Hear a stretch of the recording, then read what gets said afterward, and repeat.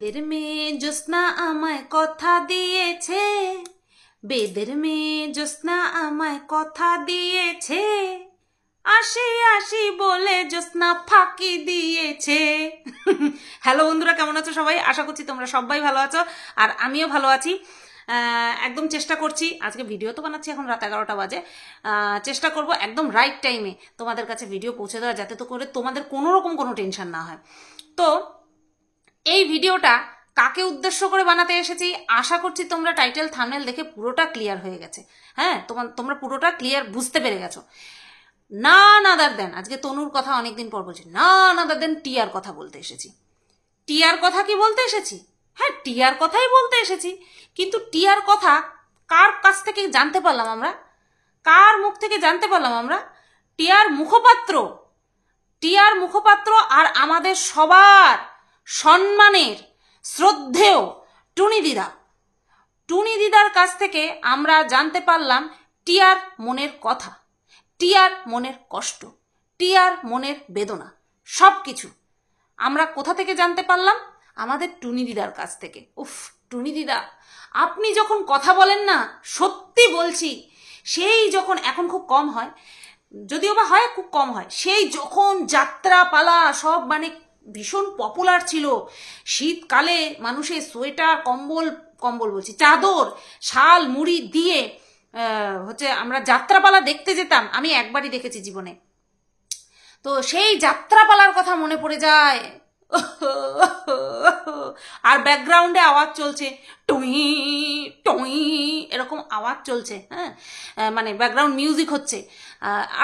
আপনাকে দেখলে বিশ্বাস করুন, সেই যাত্রা পার্টির মানে সং, যাত্রা দলের সং, সেই ক্যারেক্টারের কথা ভীষণ পরিমাণে মনে পড়ে যায়। না, এটাকে আমি খিল্লি উড়াচ্ছি না, অবশ্যই যারা যাত্রা করতো তাদের মতন আপনি করেন ভাবভঙ্গি, তো এটাকে আপনি কমপ্লিমেন্ট হিসেবে নিতে পারেন যদি মনে করেন তো। হ্যাঁ, যে আপনার মধ্যে সেই যাত্রা করার গুণটা রয়েছে। আমি একটুখানি মাঝে মধ্যে আপনাকে নকল করার চেষ্টা করি, কিন্তু অতটাও পটু না। আমারটা আবার ওভার অ্যাক্টিং হয়ে যায়, মানে ওই যে যদি না পারে মানুষ তাহলে তো হয় ছাড়াবে, আর নয় ওভার অ্যাক্টিং করবে, তো আমার একটুখানি ওভার অ্যাক্টিং হয়ে যায়।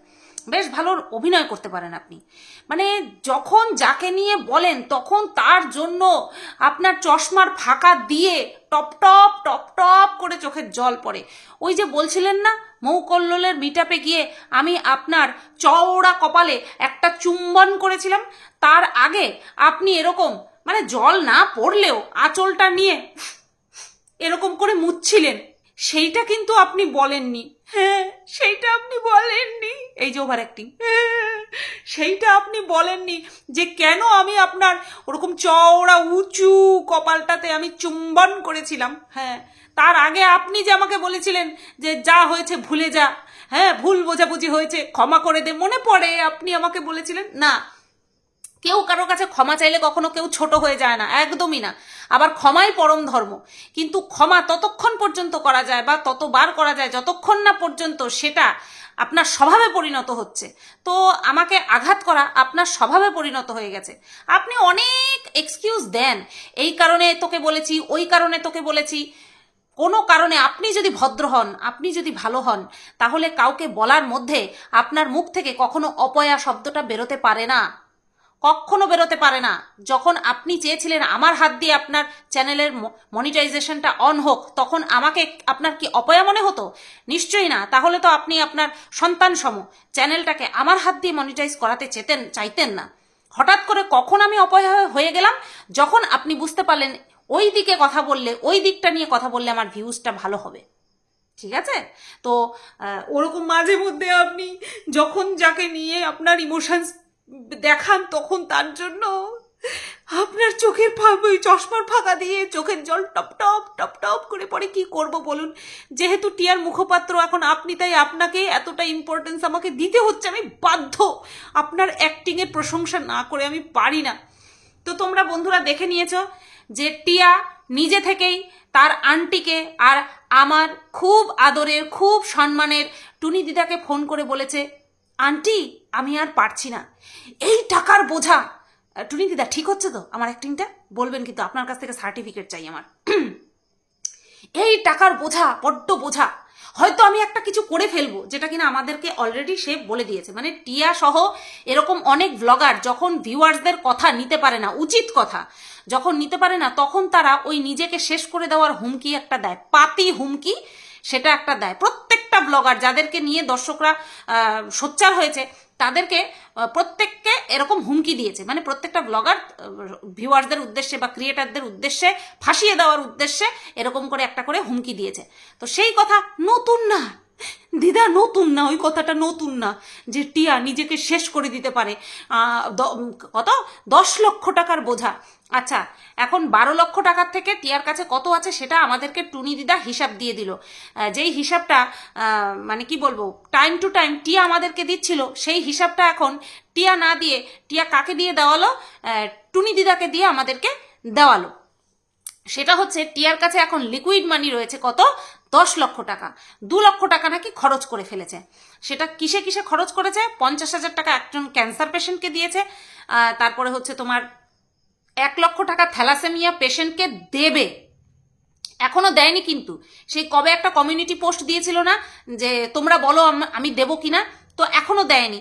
যাই হোক, দেবে যখন, তখন তো টুনি দিদা তো বলেছে আমাদেরকে সব প্রমাণ দেবে, তো আমরা অবশ্যই সব প্রমাণ দেব, অবশ্যই দেখব। তো সেখানে 1 লক্ষ টাকা দেবে, গেল কত, 1.5 লক্ষ। আর বাদ বাকি 50,000 টাকা ওই এদিক ওদিক করে বেরিয়ে গেছে, সেটা আমাদেরকে টুনি দিদা বলে দিল। ঠিক আছে, ওই এদিক ওদিক করে বেরিয়েছে। ওই এদিক ওদিকের মধ্যে 50,000 টাকার মধ্যে ওই যে যারা 10-20 টাকা 5 টাকা দিয়েছে মনে হয় তারাই যুক্ত রয়েছে। হ্যাঁ, সেই কারণে টুনি দিদা আমাদেরকে হিসাব দেওয়ার আর প্রয়োজন বোধ করলো না। যারা 10 টাকা 5 টাকা 20 টাকা 40 টাকা 50 টাকা দিয়েছে তাদের টাকার কোনো মূল্যই নেই, তাদের টাকার কোনো মূল্য নেই। এদিকে যখন চাওয়া হয়েছিল তখন কিন্তু মানুষকে দেখিয়ে ওই 10 20 40 30 50, 40 থেকে 50 টাকা এই অ্যামাউন্টটা আমাদেরকে বলা হয়েছিল, এই অ্যামাউন্টটা আমাদেরকে বলা হয়েছিল। যাই হোক, আমাদেরকে বলে দিয়েছে যখন, আমাদেরকে তো মানতেই হবে যে টিয়ার 2 লক্ষ টাকা খরচ হয়ে গেছে। এইবার টিয়া কি করতে চায়, 8 লক্ষ টাকা ডোনেট করে দিতে চায়, আর 2 লক্ষ টাকা ছেলের নামে রেখে দিতে চায়। কে কে খুশি বলো, কে কে খুশি বলো? আই অ্যাম তো very happy, I am very happy. আমি তখনও চেয়েছিলাম যে টিয়ার যে উদ্দেশ্যটা নিয়ে আমাদের কাছে সাহায্যের জন্য হাত পেতেছে সেটা সফল হোক।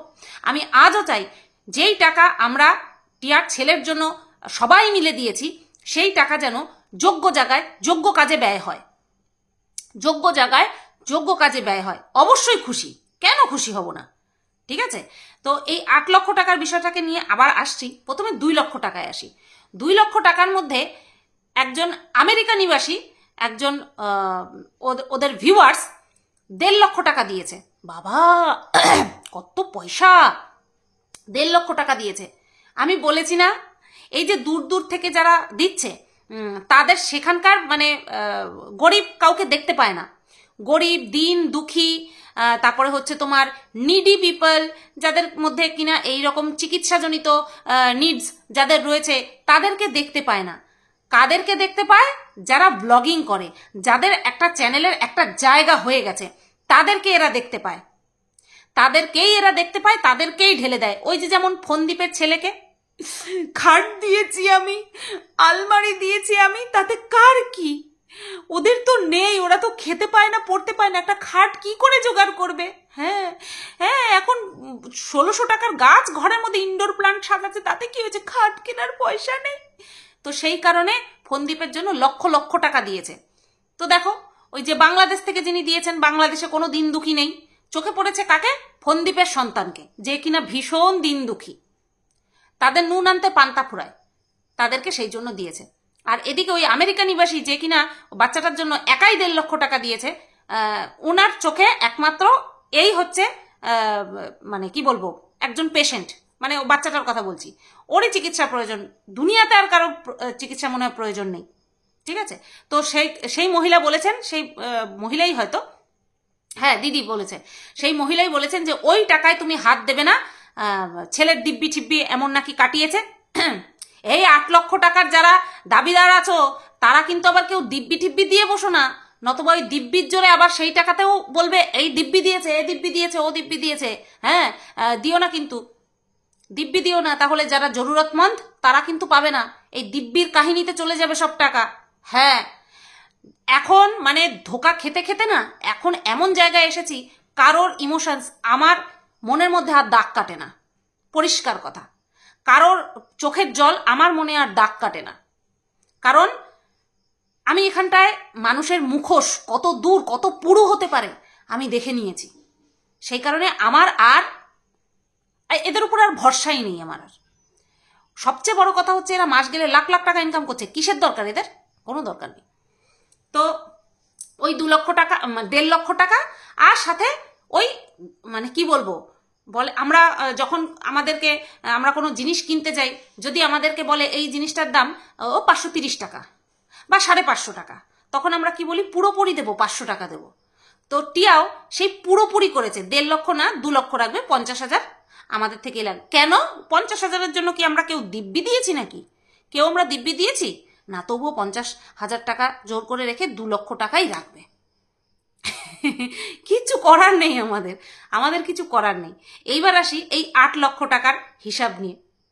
আবার টুনি দিদার জোনে ফিরে যাই। টুনি দিদা যে এইভাবে কথা বলে না বাবা, মনে হয় কি এক্ষুনি কাইন্দা দিব।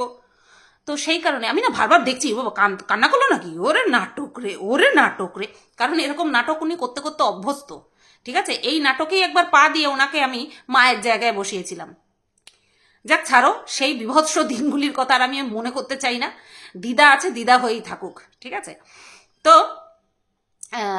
এই 8 লক্ষ টাকা এইবার দান করবে, সেটা একটা সংস্থাতে না, এই সংস্থা মানে এনজিও বলো, হোম বলো, অনাথ আশ্রম এই রকমের, সেটা বিভিন্ন সংস্থাতে দান করবে। কারণ 8 লক্ষ টাকা কম তো নয়।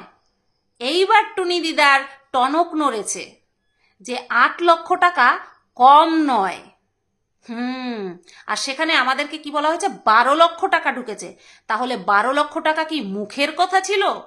যে দর্শকরা বলছে 12 লক্ষ টাকা তুমি ছেলের নামে ফিক্সড করে রাখো, 12 লক্ষ টাকা কি মুখের কথা? একবার বললাম আর 12 লক্ষ টাকা হাজির হয়ে গেল। আজকে যখন 8 লক্ষ টাকা দান করে দেবে বলেছে, তখন সেই কথাটা টুনি দিদার বলতে গিয়ে কষ্ট হচ্ছে। এতগুলো টাকা, হ্যাঁ, এই এতগুলো টাকাই বেমালুম ছেলের নামে ফিক্সড করার কথা ভাবছিল। যারা তোমরা টিয়াকে বাধ্য করেছো যে টাকাটা সদ্ব্যবহার হোক, তাদেরকেই আমি হ্যাটস অফ জানাই। কারণ এটাই হওয়া উচিত, যাতে করে ইন ফিউচারে কেউ এরকম দর্শকদেরকে ঠকিয়ে টাকা নিতে না পারে, ঠিক আছে। আজকে 8 লাখ টাকা বিশাল বড় অ্যামাউন্ট বলে মনে হচ্ছে টুনি দিদার। আর যখন দর্শকরা বলছিল, তখন দর্শকদের উদ্দেশ্যে কি বলছিল, তোমাদের কিরকম শিক্ষা গো, তোমরা টাকা দিয়ে আবার ফেরত চাও? দেব, উপযুক্ত জায়গায় দেব, কোনো ঠক জোচ্চরকে তো দেব না, যে কিনা নেবে এক কথা বলে করবে আরেক কাজ, তাকে তো দেব না আমরা কেউ। শুধু আমি না, আমরা কেউ দেব না, কোনোদিনও দেব না। তো এই 8 লক্ষ টাকা কিভাবে খরচ করবে? লিকুইড মানিটা হাতে দেবে না, জরুরি জিনিসপত্র বিভিন্ন ওই 6টা-7টা হোম এনজিও এই সমস্ত, মানে যে যতগুলো খোঁজ দিতে পারে, তো সেখানটায় দেবে। এই কথা বলতে গিয়ে টুনি দিদা আবার বলছে যে তোমরা ওকে প্রশ্ন বানে জর্জরিত করে দিচ্ছ।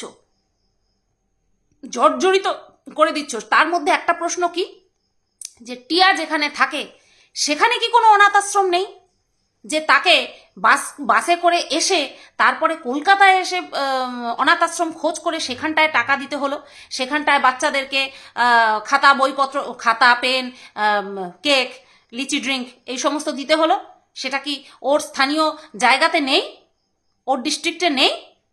এই প্রশ্ন তোমরা যে করেছো, সেই প্রশ্নের উত্তরে টুনি দিদা বলেছে যে কলকাতায় আসছিল অনেক কাজ, ব্যক্তিগত কাজের জন্য।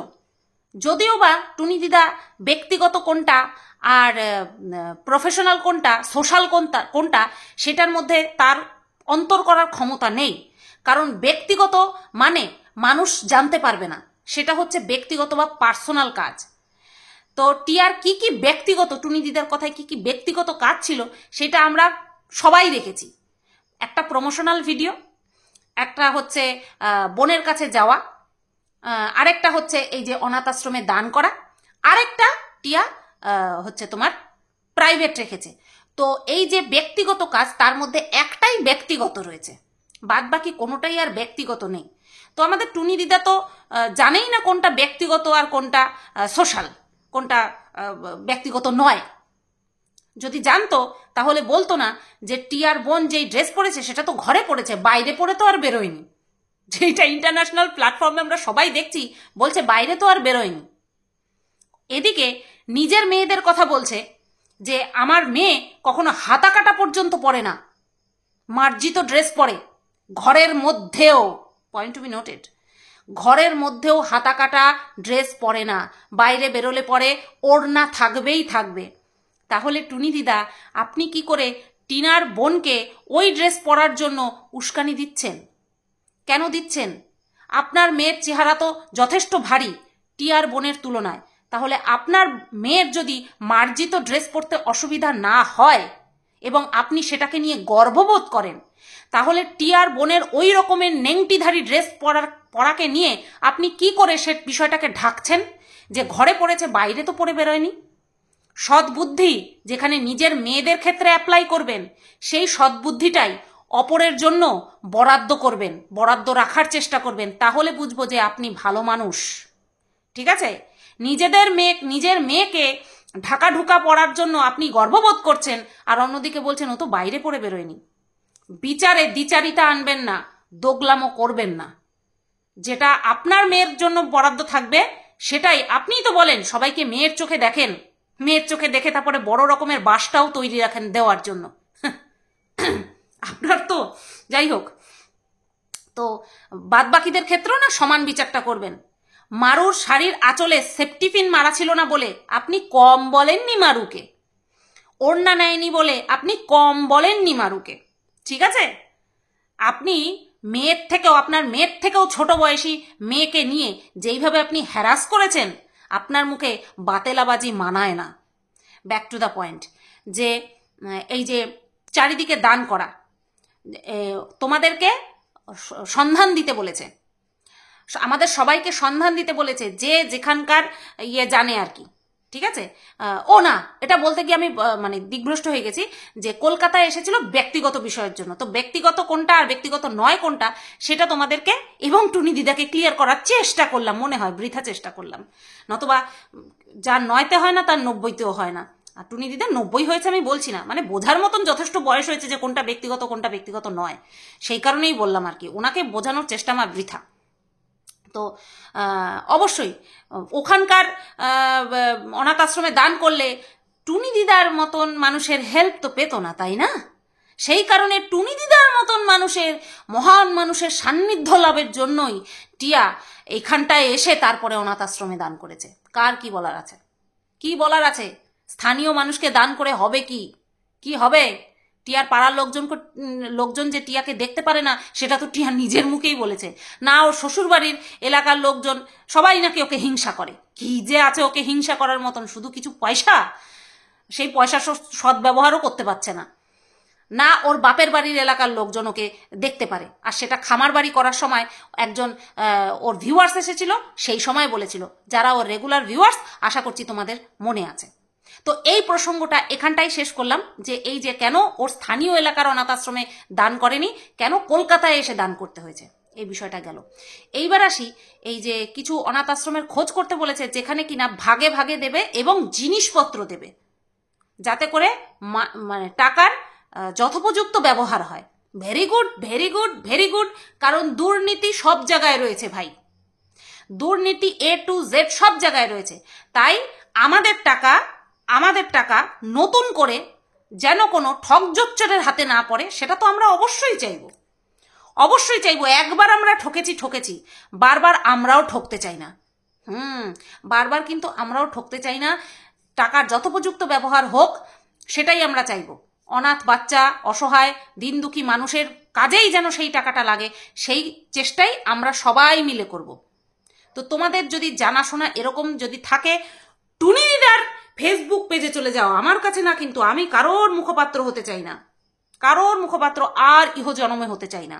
যা দেখবো, যা বলবো তা দেখে দেখে বলবো।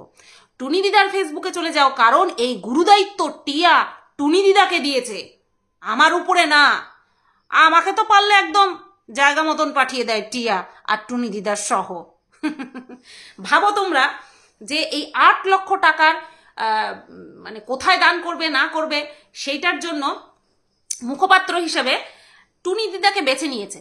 তাহলে ভাবো আমার সর্বনাশ কিভাবে করবে না করবে সেটা কি টুনি দিদা বলে দেয়নি? কারণ ম্যান্ডির সঙ্গেও কিন্তু টুনি দিদাকে ঘুরঘুর ঘুরঘুর ঘুরঘুর করতে দেখা গেছে ওই ঘটনা ঘটার আগে, মানে ম্যান্ডির ওই কমিউনিটি পোস্ট, ওই এফআইআর নম্বর সেটা দেওয়ার আগে কিন্তু টুনি দিদাকে ম্যান্ডির সঙ্গে ঘুরঘুর ঘুরঘুর করতে দেখা গেছে, খুব মাখো মাখো সম্পর্ক হয়ে গেছে। আবার এদিকে টিয়ার বর যখন আমাকে হুমকি দিয়েছে তারপরে কিন্তু টুনি দিদার সঙ্গে আবারও মাখো মাখো সম্পর্কটা ভিজিবল হচ্ছে। ভেতরে তো ছিলই, কারণ টিয়া বরাবর কন্ট্রোভার্সি ক্রিয়েটারদের সঙ্গে সদ্ভাব বজায় রাখে, যারা কিনা অবশ্যই আমার এগেইনস্টে, ঠিক আছে। আর এটার প্রমাণ তো পুনরায় হয়ে গেল যে একজন কন্ট্রোভার্সি ক্রিয়েটারকে হায়ার করেছে, কারণ টুনি দিদার সবার প্রথম পরিচয় একজন কন্ট্রোভার্সি ক্রিয়েটার, যেমন আমার তেমনি টুনি দিদার, তারপরে গিয়ে আমরা ব্লগিং শুরু করেছি। তো যাই হোক বন্ধুরা, টুনি দিদা টিয়া দারুণ মুখপাত্র বেছে নিয়েছে। তো তোমরা যারা সংস্থার খোঁজ দিতে চাও অবশ্যই টুনি দিদার ফেসবুক পেজে গিয়ে দিয়ে দাও, যাতে করে আমাদের টাকাগুলো সঠিক পথে ইউটিলাইজ হয়, ঠিক আছে। তো এই তো গেল 8 লক্ষ টাকার ইউজের বিষয়। এইবার আসি, টুনি দিদা বলছে পুনরায় সেই একই কথা, যেই কথা টিয়া বলেছে, টিয়ার হাজবেন্ড বলেছে, যে বিএমটি করাতে চেয়েছিলাম কিন্তু আশানুরূপ টাকা ওঠেনি। আজকে টুনি দিদা বলছে 80 লক্ষ টাকার কথা, 80 লক্ষ টাকার কথা। এর আগে টিয়া এবং টিয়ার হাজবেন্ড বলেছে 40 লক্ষ টাকা ওঠানোর কথা। টাকার অ্যামাউন্টটা হঠাৎ করে ডবল হয়ে গেল। বলেছিল আমরা ভেবেছিলাম যে এই টাকাটা এখান থেকেই উঠবে, মানে ইউটিউব থেকেই উঠবে। তার আগে টিয়া বলেছিল আমরা কি কখনো বলেছি যে আমরা পুরো টাকাটাই ইউটিউব থেকে ওঠাবো? এদের মানে কি বলবো, মানুষ একই, শুধু কথা হাজারো রকম বলে, এরা কথা হাজারো রকম বলে। টিয়া নিজের মুখে বলেছিল 2 মাসের মধ্যে যদি পুরো টাকা জোগাড় না করতে পারি তাহলে আমি এই চিকিৎসাটা করাবো না, নিজের মুখে বলেছিল। তারপরে যখন মানুষ আস্তে আস্তে বুঝতে পারে যে টিয়ার অঙ্গিভঙ্গি ভালো না, তখন টিয়াকে কমেন্ট করতে শুরু করে যে তুমি ছেলের নামে টাকা তুলে ফুর্তি করছো। সবার প্রথম ভিউয়ার্সরা বলে, না আমার উস্কানিতে ভিউয়ার্সরা বলেনি, যারা এই কথাটা বলে তারা আসল ঘটনা জানেই না। ওই কমেন্ট দেখে যখন টিয়া বারান্দায় বসে হাউমাউ করে কান্না করে ভিডিও করে, তারপরে গিয়ে আমি ভিডিও করি যে তুমি এত হঠকারী সিদ্ধান্ত কেন নেও, দর্শকদের কথায় উত্তেজিত হয়ে কেন এরকম কথা বলছো যে আমি টাকা ফেরত দিয়ে দেবো, আমি চাই না আমার ছেলে সুস্থ হোক, আমার ছেলে চিকিৎসা সুস্থ হোক চাই না, এটা না, আমি আমার ছেলের ট্রিটমেন্ট করাতে চাই না, এরকম কমেন্ট আসছে, আমি নিতে পারছি না। তারপরে গিয়ে আমি এই ভিডিওটা করেছি যে তুমি কেন মানুষের কথায় উত্তেজিত হচ্ছ, কারণ তখনও আমি বিশ্বাস করতে পারিনি যে মানুষের কাছে হাত পেতে টাকা চেয়ে, ছেলের নামে টাকা চেয়ে সেই চিকিৎসাটা সে করাবেই না। তখনও আমি জানতে পারিনি, তখনও আমি বুঝতে পারিনি। পরে আস্তে আস্তে দেখলাম যে যেই মানুষগুলো ওকে নেগেটিভ কথা বলেছিল সেই কথাগুলোই সত্যি হলো। তো আমাদের টুনি দিদা বলছে যে 80 লক্ষ টাকা ইউটিউব থেকে তোলার প্ল্যান করেছিল, কিন্তু সেটা তো হয়নি। তাহলে কি করবে? ছেলেটা কি চিকিৎসা না করিয়ে কি মেরে ফেলবে? এই ওয়ার্ডটা, এই যে মেরে ফেলবে, এটা আমার ওয়ার্ড না, এটা টুনি দিদার ওয়ার্ড। গিয়ে দেখে এসো, দরকার পড়লে গিয়ে দেখে এসো, ভিউজটা বাড়িয়ে এসো, তবুও কেউ বলো না এই ওয়ার্ডটা আমি বলেছি। এই ওয়ার্ডটা খোদ টুনি দিদা বলেছে। থ্যালাসেমিয়ার পেশেন্টরা এখন কি কেউ মারা যায়? কারণ তাদের জন্য এই যে রক্তের বিষয়টা পুরোটা ফ্রি, রক্ত দেওয়ার বিষয়টা সত্যি সত্যি পুরোটা ফ্রি। তাহলে এই টুনি দিদার মতন একটা বয়োজ্যেষ্ঠ মানুষের মুখে এই কথা কি করে আসে যে তোমরা কি চাও যে বিএমটি করাতে পারলো না, তার বদলে অন্য চিকিৎসা না করিয়ে কি ছেলেটাকে মেরে ফেলবে? আমরা কেউ চাই না এই ধরনের কথা, আমরা কেউ মনেও ভাবি না এই ধরনের কথা। আপনি যেটা মুখ ফুটে বলেই দিলেন, ওর নাকি আপনি শুভচিন্তক, আপনার মুখ থেকে বেরোয় কি করে ওইটুকু বাচ্চাকে নিয়ে এই ধরনের নোংরা কথা? কি করে বেরোয় এরকম অশুভ একটা কথা? আমরা তো কেউ চাই না, আমরা তো চেয়েছিলাম যে ছেলেটা সুস্থ হয়ে যাক, সেই কারণের জন্যই তো আমরা প্রত্যেকে তার পোস্ট রিপোস্ট করি এবং সেই বিষয়টাকে নিয়ে ভিডিও করি। আমরা কেউ চাইনি, কিন্তু যারা যারা টিয়াকে প্রথম থেকে চেনে তারা কিন্তু বলে দিয়েছিল এবং বুঝে গেছিল যে টিয়া এই চিকিৎসাটা আদৌ করাবে না। আমি ভাবতে পারিনি যে ওই খামার বাড়ি বলো, শৌচালয় বলো, নিজের স্কুলে ভর্তি হওয়া বলো, এই ধরনের বিষয়গুলির সঙ্গে সে তার ছেলের চিকিৎসা নিয়েও এইরকম একটা সিদ্ধান্ত, মানে সিদ্ধান্তের কোনো ঠিকই থাকবে না। ভাবতেই পারিনি, ভেবেছিলাম নিজের সন্তান তো, তাকে নিয়ে কি ছলচাতুরি করবে। আমাকে বহু মানুষে বলেছিল, আমি বিশ্বাস করতে পারিনি, কারণ মানুষ যে এইরকম হতে পারে সেটা তো ধারণা করা যায় না। আস্তে আস্তে দেখছি, সেই কারণেই তো এখন আর কারোর ইমোশনাল কথাবার্তা এখন আর বুকে দাগই কাটে না, মনে দাগ কাটে না। তো টুনি দিদা, আমরা কেউ কিচ্ছু চাই না, যা চাওয়ার এবং যা করার টিয়া নিজেই করছে, এবং আপনার মতন সুপরামর্শদাতা টিয়ার জীবনে চলে এসেছে। আমরা চাওয়ার কে, আমরা করার কে, তাই না টুনি দিদা? যা করার আপনিই তো করছেন, আপনার পরিচালনাই তো পরিচালিত হচ্ছে। আমাদের উপরে কেন দোষ চাপাচ্ছেন, কেন চাপাচ্ছেন? যখন হাত পেতেছিল তখন আমরা সবাই মিলে যে যার ক্ষমতা অনুযায়ী দিয়েছে, নতবা 2 সপ্তাহে 12 লক্ষ টাকা আপনার কি দেওয়ার ক্ষমতা আছে একার? বা আপনার মতন এরকম 4-5 জনের নেই তো? সবাই মিলে দিয়েছিল বলেই তো উঠেছিল। মুখটা সামলে কথা বলবেন, কারণ সাহায্যটা সবার কাছ থেকে নিয়েছে, তাই আপনার একার বলার অধিকার নেই এখানে। যার যেটা মনে হবে সে সেটা বলতেই পারে, সে সেটা নিয়ে কমেন্ট করতেই পারে। যে টাকা নিয়েছে তার হিসাব করা দরকার ছিল, যে এটা সোশ্যাল মিডিয়া, এখানে 1000টা মানুষ 1000 রকমের মত, ঠিক আছে? ছেলের চিকিৎসা না করিয়ে সে যদি এখন একটা আইসক্রিমও খায়, মানুষ কথা শোনাতে ছাড়বে না, এটাই স্বাভাবিক, এটাই স্বাভাবিক। আপনি তো হিসাব করেই দিলেন, দিয়েই দিলেন 1400-1600 টাকার আপনি খাইয়েছেন। টুনি দিদা, আপনার সঙ্গে দেখা করতে হবে, আপনি তো বেশ খসাতে পারেন টাকা, বেশ খাওয়াতে পারেন। তো অবশ্য আমাদের মতন মানুষকে আপনার খাইয়ে কি বা লাভ? আমাদের মতন মানুষকে কি আপনি থরি খাওয়াবেন? আর বিশ্বাস করেন, আমার বাড়িতে খেয়ে গিয়ে আপনি যদি 120 টাকার কথা বলতে পারেন, আপনার টাকায় যদি আমি খাই তাহলে তো গলায় পাড়া দিয়ে সেই খাবার আপনি উগরে নেবেন। আমার আপনাকে চেনা হয়ে গেছে, গলায় পাড়া দিয়ে সেই খাবার তুলে নেবেন। আপনার ওই টাকায় খাওয়ার কোনো ইচ্ছা নেই, কোনো ইচ্ছা নেই। আবারও বললেন আপনি আপনার এলাকা, আচ্ছা বলতে পারেন না আমাদের এখানে এসেছে, এটা বলতে পারেন না আপনার এলাকা? আর কুকুর বলে না, আমি আপনাকে কুকুরের সঙ্গে তুলনা করেছি, আপনাকে আমি কুকুর বলিনি। আর অবশ্যই কুকুর প্রাণপ্রিয়, কুকুরের মতো মায়াধারী জীব আর হয় না। ভীষণ ভালোবাসি, হ্যাঁ আমার সন্তান, শেরু আমার সন্তান, তাই বলে কি আপনাকে সেই জায়গা দিতে পারি না তো? আপনি তো আমার দিদা। তো যাই হোক বন্ধুরা, টুনি দিদা টিয়ার মুখপাত্র হিসেবে দায়িত্ব পালন করে দিয়েছে, কারণ টিয়া নিতে পারছে না, কখন কি করে বসবে সেই হুমকিটা আবার আমাদেরকে দিল। তো চলো আমরাও আমাদের দায়িত্ব পালন করি, নাকি ওনাকে সন্ধান দিয়ে দিই। আর টুনি দিদা যে এইভাবে খুব সুন্দর করে টিয়াকে পরিচালনা করছে, তার জন্য এইটুকু তো বানতা হয়, এইটুকু তো দিতেই পারি, আর তো কিছু দিতে পারবো না, আর কিছু দিতে চাইও না। টুনি দিদা হ্যাটস অফ, আপনি যেভাবে পরিচালনা করছেন না, একবার ম্যান্ডিকে একবার টিয়াকে, সব দিক থেকে একদম কমেন্ডেবল, মানে ভাবা যায় না। আপনি যা দায়িত্ব পালন করছেন না, বিশাল বিশাল বিশাল, ভাবা যায় না। জাস্ট অ্যাওয়ার্ড দেওয়া উচিত, দারুণ দারুণ অ্যাওয়ার্ড দেওয়া উচিত আপনাকে। চলো বন্ধুরা, তোমরা সবাই ভালো থেকো, সুস্থ থেকো। আর হ্যাঁ, এই ভিডিওটা আমার বড্ড কাজে লাগবে। এবার কি কাজে লাগবে, কেন লাগবে না লাগবে সেটা আমি বলছি না, কারণ তোমরা অনেকেই বলেছো এখানে বেশি কিছু বলো না, মানুষে অ্যালার্ট হয়ে যাবে। সত্যিই তো, আমি কেন এত দয়া শরীর রাখতে যাব, তাই না? অ্যালার্ট আমি কেন করতে যাব? চলো আমিও একটুখানি ব্যক্তিগত রাখি, কোনো কিছু আমারও তো ব্যক্তিগত থাক, সবই কি পাবলিক করে দিলে চলে? টাটা। টুনি দিদা, আপনি ভালো থাকবেন, আপনার এখন ভালো থাকার দিন চলে এসেছে, আপনি ভীষণ পরিমাণে ভালো থাকবেন, কিন্তু শরীরের দিকে খেয়াল রাখবেন। আপনার বড্ড চাপ, সমস্ত ব্লগাররা আপনার উপরে এরকম দায়িত্ব চাপিয়ে দিচ্ছে, আপনার নিজেকে খুব এখন মানে কি বলবো, সাবধানে থাকতে হবে, নিজের দিকে খেয়াল রাখতে হবে। এত বড় বড় গুরু দায়িত্ব আপনার মাথার উপরে চাপিয়ে দিচ্ছে, কম কথা?